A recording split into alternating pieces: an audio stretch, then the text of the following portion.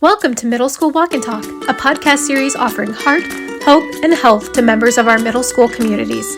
Hosts Phyllis Fagel and Jessica McGuire talk all things self-care, student well-being, school culture, and more. Middle School Walk and Talk is designed to support the concepts found in the Successful Middle School, This We Believe, and is a production of the Association for Middle Level Education. To learn more, visit AMLE.org. Today's episode, The Reframe, AI as a support for culturally grounded instruction, with guest Adam Whitaker. Hi, welcome to AMLE's Walk and Talk. I'm Phyllis Fagel. I'm here with Jessica McGuire, and I'm also here with our esteemed guest, Adam Whitaker. He is one of AMLE's Rising Star presenters here from Texas. His session at the conference focused on planning with AI, culturally grounded ELA instruction, exploring how artificial intelligence can support middle school teachers in designing lessons that are both structured and culturally responsive. So welcome to Walk and Talk. Thanks for having me. I would love to hear a little bit more about what led you to do this work, to explore that intersection of AI and culturally relevant teaching in your classroom. Sure. And so, like I started my session, I actually like to start our conversation with, I'm really not that interested in AI. And so what I am passionate about is ensuring that students have relevant lessons that tap into their funds of knowledge, their culture, their background. And so I know that we're in a space in our society where AI is taking over, and it's our job to be more technological literate in response to AI. And so how can I use this tool to support students? Yeah. And how can I use this tool to support new teachers that may have different background or experiences from their students, but they're interested about tapping in to the rich reservoir of experiences, language, and culture that students bring to the classroom and use it as a catalyst for planning. So a tool to jumpstart your work, to kind of bridge a gap, maybe based on like diverse backgrounds, maybe from teacher to student, or even students being diverse themselves within one classroom space. How do you see teachers could use AI or other means to make lessons inclusive and reflect more of students' identities? And so, like I shared in my session, it starts before you get to AI. Yeah. And so if teachers don't have strong content pedagogy knowledge, they can't create the correct prompts to receive the information they need for the lessons. And so first it starts there. And so before jumping to AI to plan for lessons, it's important to first, whether through pre-service preparation, or in-service, building teachers' pedagogical knowledge so that they have the curriculum and instruction background to create appropriate prompts to get the necessary content to plan effectively.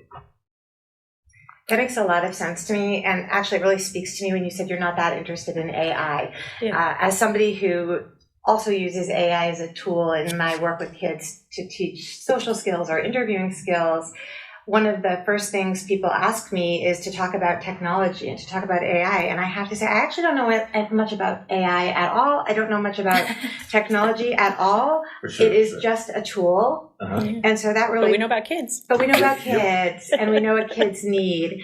And actually, I would love to know what some of your favorite prompts are. Okay. I'm going to leave that open on purpose so that you can choose whatever context you want to place those prompts in. But what are some prompts that you've seen really get kids connecting to who they are, connecting to who their classmates are, and just more invested in whatever that content is? And so a lot of time when I talk about the concept of culturally relevant instruction, sometimes it makes people leery. And so I think another part of the culturally relevant part is that not only is it culture, it's social and personal experiences. Mm-hmm. And so let's take, for example, William Shakespeare's Romeo and Juliet. And so students can relate to the concept of loving someone your mama told you not to love, or liking someone that you know that your parents will not approve of. And so when I think of culturally relevant prompts, even if we're not approaching the conversation or text from the culture standpoint, how can I create a prompt that is relevant to student experiences? And so one way to connect, if we're talking about the literary canon, to students' lives is experience. And so if we think about Romeo and Juliet, loving someone that was prohibited. If we think about John Steinbeck's Of Mice and Men, building relationships with someone or making a commitment to someone that you promised someone else. And so along with the culture part of culturally relevant instruction, is also this thing or this concept that as people, we have things that unite us. And so one of the ways to make that connection into relevant prompts is through the themes of a text. I hope that answered the question. That does. And also that makes it possible to use these techniques in any class. Correct. Whether it's science or math or English. And once you start working with teachers and training them in these strategies, suddenly the floodgates open. At some point they get that aha moment. Oh, I see what you're doing. And I think before, so we can just backtrack just a little. I think even before the AI, after developing teachers' content pedagogy knowledge, the next step is you have to know your students. And I know that sounds cliche, but you have to know the students that you're serving. My first year as a teacher in Dallas, Texas, I moved into the neighborhood where my students live. And so not only was I teaching them, but I could speak to the places that they would drive, the streets they were driving down every day. Mm-hmm. I could speak to Uncle Caesar's taco stand where they ate tacos in the evening with their family. I could speak to the malls that they went through because I immersed myself in the culture of the students that I was serving, as well as neighborhood. And so I think the first step in planning for culturally relevant instruction and using AI is a reading, writing interest form. And so on this form, you want to gather content about the text that students like to read, the genres that they like to write, the last book that they read, things that they're interested in. Are they first generation Americans? Do they speak more than one language? Do they come from a dual household? And so part of the strategic prompting process is making sure that you have the background knowledge, the demographic information about your students to be able to write a prompt that is effective. Because if you don't have or introduce the knowledge of students, the prompt that you receive, the prompt that you use for AI, it won't be effective, and you won't get the strategies and writing prompts that you need that effectively align with the students that you're serving, if that makes sense. It does. I think it's a way to leverage student voice in and their feedback, right? And I think a teacher needs to probably be a researcher of their own students, is what you're saying, essentially. Correct. So you know the people sitting in front of you, and so how you can make things relevant to them.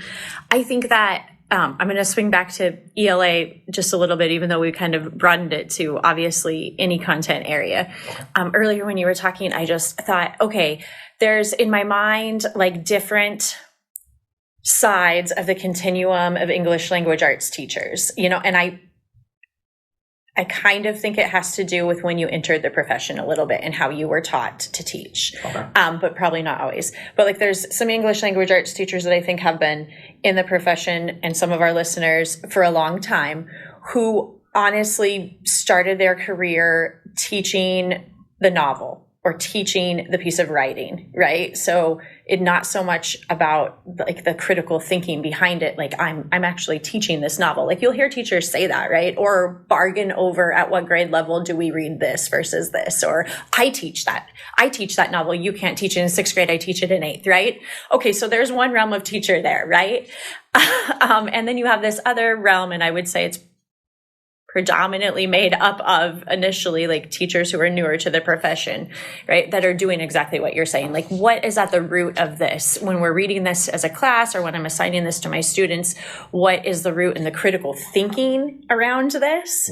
But I think it's scary for all teachers when you open the door, right, to it shouldn't be scary, but I think it is because they're so caught up in also like tracking progress on standards. Right. So how do I measure that if I open the door to just measure kids' interests, which in actuality, what you're saying works hand in hand because you're going to move the needle further when you understand your students. But I guess what I'm getting at is what are some common maybe pitfalls or missteps that teachers on either end of that spectrum or anywhere in between might make when they're trying to design lessons that are going to engage the kids through the kid lens when sometimes they don't have that. Wow, you said a lot. Sorry. No. Just taking it all in and processing. I would just say just be aware of some of the pitfalls, just stereotyping. I think as people, we have the tendency, maybe not intentionally, or from a space of of trying to hurt someone having a general perception of a person, of a culture, of a race. And so that's why, like I said previously, that interest form is so important, because through that form, you're going to learn a lot about your students. One thing that I share often is that as a teacher, I was never the favorite teacher, but I was the teacher that year after year after year, even for whatever reason, college essays where students shared about how much they grew in my class. And so even though I wasn't a fun teacher or the teacher you could go skip in my class, I was the teacher that challenged students. And so I'm saying all that to say is that the first pitfall, I would say, avoid stereotypes and build those authentic relationships. And I think the second pitfall, which probably should be the first, is that teachers really have to have content pedagogy knowledge. You cannot, and I don't think I can stress this enough, you cannot create effective prompts to support lesson planning if you are not knowledgeable of one, pedagogy, and then the curriculum for your district. And so if you don't have those two types of knowledge in your wheelhouse, your prompts won't be effective. Correct. And then you also talked about the concept of, or alluded to, standard aligned instruction. And so Dr. Duncan Andrade once says that you cannot be culturally relevant without being academically rigorous. And so I think sometimes there's this underlying perception that if I engage in culturally relevant pedagogy, that it's so off the map from being aligned, and that's untrue. And so we can balance relevant instructional approaches with standard aligned instruction. So not only are we being relevant, but we're doing it in such a way that is aligned to the standards. Yeah. You can do both at once. I just think it's like a misnomer that it's hard sometimes for teachers to wrap their head around, I think, in that way. And I don't know why. It makes me think of students and how we're okay with them breaking grammar rules once they know the grammar. Once you have that foundation, then you can go out on a limb and experiment with writing and sentence structure. And it's similar with what you're talking about with teachers. If you want to experiment with AI and with prompts, have at it. Just make sure you know what that strong foundation is that leads you to not only know the kid, but know what instructional practices work. And I think that's the best argument for why this has nothing to do with AI. AI is just the tool. Actually, earlier today, we were talking to Jordan Rozak, who did the AMLE position paper on AI. And I said, how do you approach this with communities, parents, teachers who are just intimidated at the thought of using technology to teach? And he said, you remember Fred Rogers?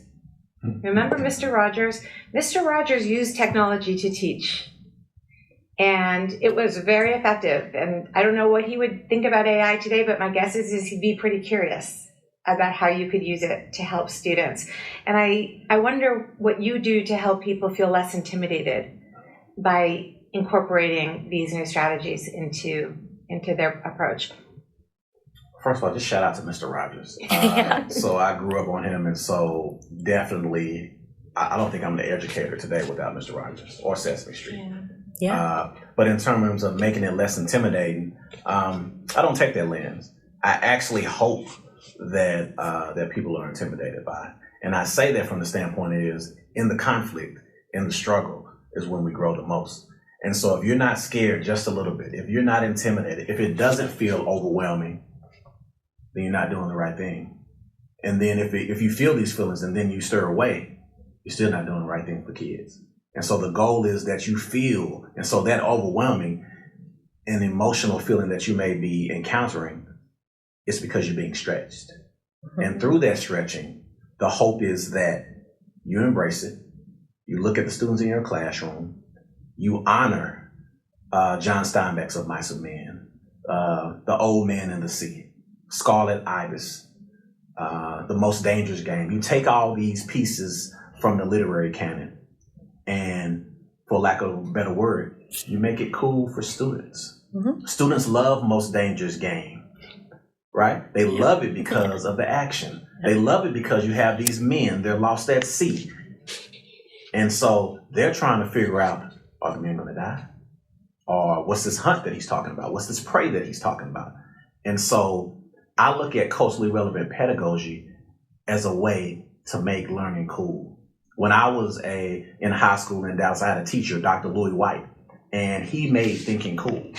you know. And so one of the assignments I remember at a young age was watching The Lion King and him challenging us to do a literary analysis about the movie. Who does that? So take one of Disney's finest, and now I want you to do analysis of The Lion King. And so that is an example of culturally relevancy. And so now I'm going to bring this move into classroom discourse. And now I want you to do analysis. What does it remind you of? Are there connections to society? Are there connections to culture? Are there connections to people? And so I like to look at CRP through that lens, if that makes sense. Oh. And I like the reframe. I like the reframe of putting teachers in an area of a little bit of productive struggle, like we ask students to be in all the time. So yeah, and if teachers can be authentic with the kids, that this is new to them. I mean, that's such great role modeling too. Yeah. So that on this season of Walk and Talk, Phyllis and I are ending every episode with one practical strategy-based question that our listeners can go away with. Okay. So, and I'm going to change our question from what we had just based on our conversation. We were going to ask you what's one low burden for teacher, high impact for students strategy, but I'm not going to ask that anymore. Okay. Because I think we're asking teachers to stretch themselves a little bit, which I think is good. Yes.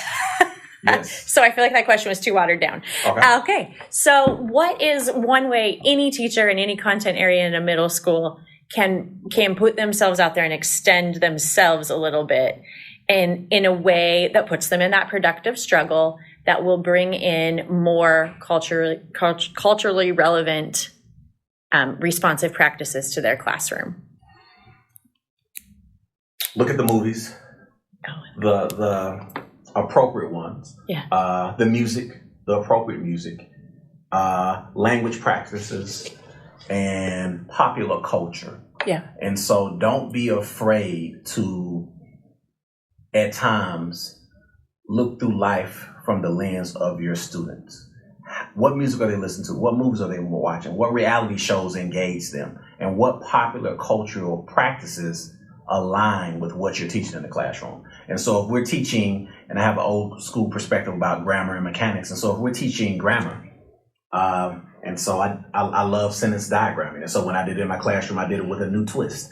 And so if we're talking about grammar, how can we pull some of those phrases from their reality show that's appropriate for class, and then have students reframe how someone says a sentence, or to reframe how they use a specific word? What about a movie, a short clip that we can copy the text and use it as they do now, and have conversations about comment a series, uses of semicolon or colons. But no M dashes, because they'll think it's AI. No M dashes. No dashes. As a prolific M dash user, I feel like stifled in my writing now. Yeah. No dashes. And then, so yeah, I think just finding ways of things that students are experiencing and making connections in class discussion. One year, I forgot the context, there was either a show on the news, this concept of that's so diabolical. Uh-huh. And then ironically, one of our words of the week was diabolical. And so now students can have that academic and real world context. Yeah. And so now everyone in my class saying diabolical. It is a good word. Yeah, and using it in the correct context. I love that.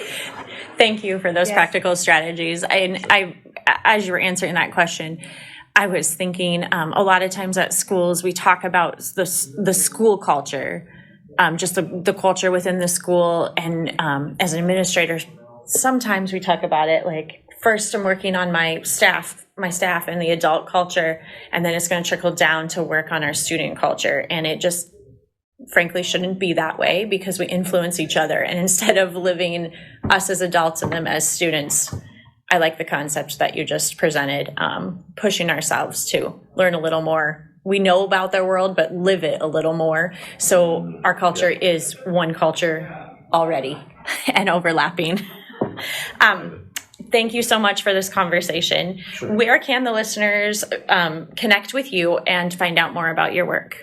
On LinkedIn, AC Whitaker on LinkedIn, or email leadyouthupward @gmail.com, all one word. But LinkedIn is the best place. Okay. Thank you so much, Adam. It was great to talk with you. Likewise. Thank you.